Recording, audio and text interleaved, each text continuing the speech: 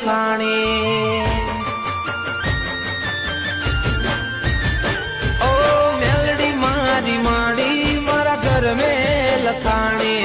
વેડા તો વેડા સંભાળ રાખનારી ઓ સતની તારી વાતો દુનિયાએ જાણી નાત વિહોતર માં દેવી રે પૂજાણી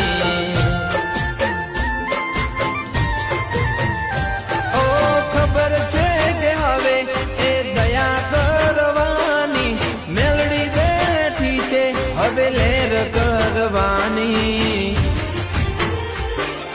મેલડી એ લખી મારા જીવનની કહાની